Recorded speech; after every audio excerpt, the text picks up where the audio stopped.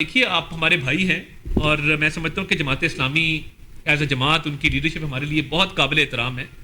میں حافظ نعیم صاحب سے یہ گزارش کرتا ہوں کہ حکومت ایک مذاکراتی ٹیم جو ہے وہ تشکیل دینے کو تیار ہے, آپ کے ساتھ بیٹھ کے ان معاملات پر بات چیت کرنے کو تیار ہے. اور میں سمجھتا ہوں کہ حافظ نعیم صاحب ایک بہت زیرک سیاستدان ہیں, بڑے دور اندیش سیاستدان ہیں, ہمیشہ دانش مندی کا مظاہرہ کرتے ہیں. تو بات یہ ہے کہ جو اکنامک ریفارم ایجنڈا ہے اس ملک کا, جو وزیر اعظم صاحب جس کو چلا رہے ہیں, جس میں ایف پی آر کی ڈیجیٹائزیشن ہے, لوپ ہولز کو پلگ کرنا ہے, اربوں روپے کی لیکیج کو روکنا ہے, ان ڈاکیومنٹڈ اکانومی کو ڈاکیومنٹیشن کی طرف لے کے آنا ہے, جو لاکھوں نان فائلرز کو فائلرز بنایا گیا ہے اسی سسٹم کے تحت بنایا گیا ہے, اس کے ثمرات سامنے آ رہے ہیں. اس کے علاوہ جو فسکل سپیس پیدا کرنے کی کوشش کی جا رہی ہے, جو ابھی 50 ارب روپے کی سبسڈی دی گئی ہے بجلی کے بلوں کی مد میں, اور 200 یونٹ والے جو پروٹیکٹڈ اور نان پروٹیکٹڈ کنزیومرز ہیں ان صارفین کو کہ جو 200 یونٹ کی پروٹیکٹڈ کیٹیگری میں فال کرتے ہیں یا ان پروٹیکٹڈ میں فال کرتے ہیں, وہ سبسڈی ان سب لوگوں کے لیے ہے اور ان کی بجلی کے بلوں میں کمی واقع ہوگی. اور وہ ڈیولپمنٹ سائڈ کا بجٹ کاٹ کے تو اس کو پورا کیا گیا ہے. اس دفعہ جو development programme P S D P بنایا گیا, 200 ارب روپے کی کٹوتی کی گئی تاکہ اضافی ٹیکسز نہ عوام کو دینے پڑے. تو دیکھیے ہوم گرون اکنامک ایجنڈا ہے جس میں پرائیویٹائزیشن ہے, آؤٹ سورسنگ ہے, جس کے اندر بڑی تیزی سے جو ہے وہ ہم اکنامک ریفارم کی طرف بڑھ رہے ہیں. اور یہ تمام اصلاحات کیے جا رہے ہیں ایف بی آر سے لے کے تو پرائیویٹائزیشن تک. اور یہ سبسڈیز میں بھی جو اضافہ ہوا ہے بجلی کی, یہ اسی لیے کیا گیا ہے کہ عوام کی زندگی کو بہتر بنایا جائے. تو کیا ہی اچھا ہوتا کہ آپ کے ایک سینیٹر بھی موجود ہیں, اس پہ بات کرتے, آ کے بیٹھ جاتے. ہم تو ہمارے دروازے ہر وقت کھلے ہیں, تو ہم ایک مذاکراتی ٹیم اس پر تشکیل دینے کو تیار ہیں اور ہم بات چیت کرنے کو تیار ہیں. اس ملک کی بقا کے لیے, اس ملک کی ترقی کے لیے ہم نے آگے بڑھنا ہے, مل جل کے بڑھنا ہے. تو ہمارا تو ایجنڈا ہے ہی اس ملک کے مسائل کو ختم کرنا. ہم جب 2018 میں چھوڑ کے گئے, 2018 سے 22, میں صرف آپ کو فیکٹس اینڈ فگرز بتا دوں اور حقیقت میں مبنی بتا دوں. مہنگائی 4% تھی 2018 میں, بجلی 8 روپے فی یونٹ تھی, آپ کی جو شرح نمو ہے وہ 6% کے اوپر تھی.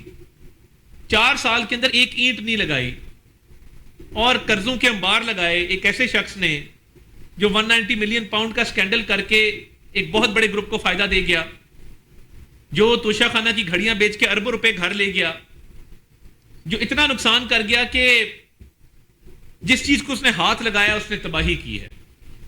تو دیکھیے بات یہ ہے کہ ہمیشہ بگاڑ پیدا دوسرے کریں اور ہم آ کے ٹھیک کریں. تو اس وقت بہت سنجیدگی سے وزیر اعظم صاحب 20 گھنٹے کام کر رہے ہیں اور اکنامک ریفارم ایجنڈا, معاشی اصلاحات کا جو ایجنڈا ہے وہ ان کی اولین ترجیح ہے. تو ہم تو چاہتے ہیں کہ آپ ہماری رہنمائی کریں اس کے اندر. آپ ایک مدبر شخص ہیں, آپ بیٹھیں ہماری رہنمائی کریں, ہمیں بتائیں کہ کیا بہتری لائی جا سکتی ہے ایگزسٹنگ سسٹم کے اندر رہتے ہوئے. خدا کر کے اس ملک کو دیکھیں, ڈیفالٹ سے بچانا بڑا جان جوکھوں کا کام تھا.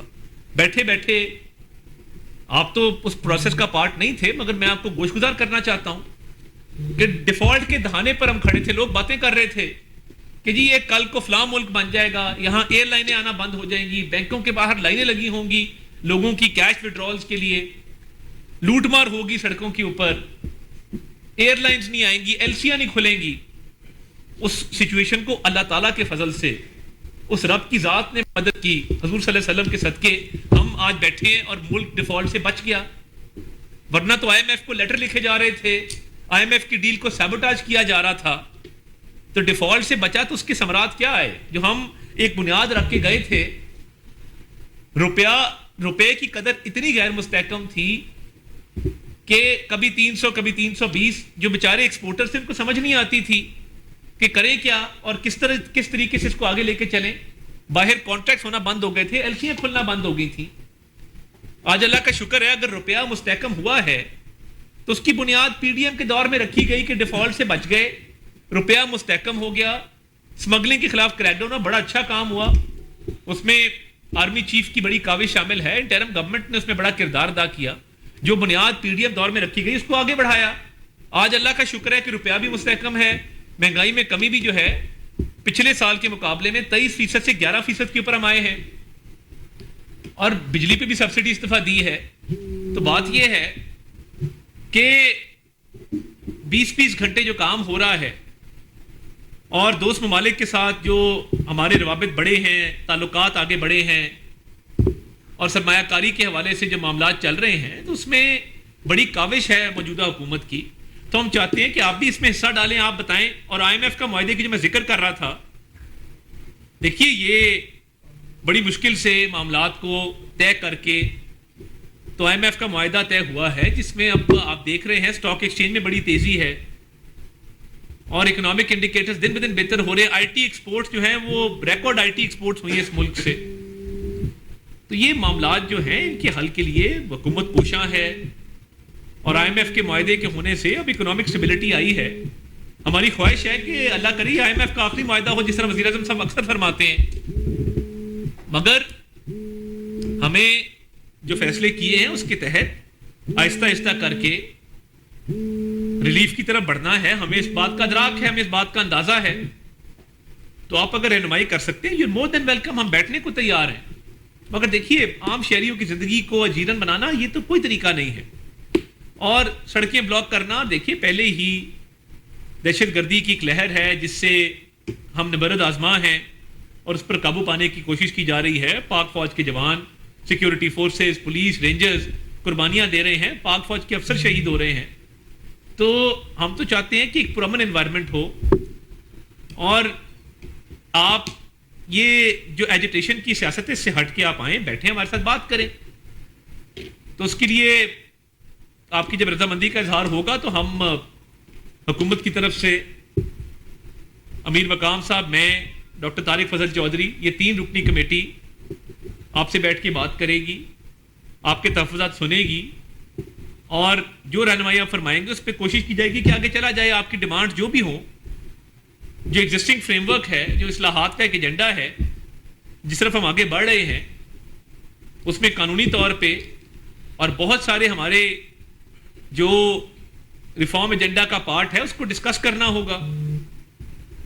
اور دیکھیے یہ بڑا آسان ہوتا ہے کہ بہت بڑی ڈیمانڈ رکھ دی جائیں. اب عمل درآمد کا جب معاملہ ہے اس پہ حکومت کے جو معاملات ہیں, IMF کا معاہدہ طے ہے, ہم نے بجٹ پاس کیا ہے, تو اس کے تحت آپ کے ساتھ بیٹھ کے بات چیت کریں گے, ایک اچھے ماحول میں معاملہ فہمی کے ساتھ اور تحمل کے ساتھ معاملات کو آگے لے کے چلیں گے. مگر میری آپ سے گزارش ہوگی کہ جو آپ کو پرمیشن دی گئی تھی لیاقت باغ کی, آپ اس پر ہی جو ہے وہ اکتفا کریں, اور یہ جگہ جگہ پر دھرنے, اس سے شہریوں کی زندگی جو ہے مشکل ہوگی, لوگوں کو مشکلات کا سامنا ہوگا, جو لوگ اپنے روزگار کے لیے نکلتے ہیں ان کے لیے مشکلات پیدا ہوں گی. تو میری گزارش ہے کہ ان معاملات کو ملک کی بہتری کے لیے, ملک کی سالمیت کے لیے, ملکی مفاد میں پرامن آپ اپنا جلسہ کریں لیاقت باغ کے اندر, اور حکومتی ٹیم جو ہے وہ مذاکرات کے لیے جو ہے وہ تیار ہے. تو جب بھی آپ کو عندیہ دیں گے تو ہم آپ کے ساتھ بیٹھ جائیں گے.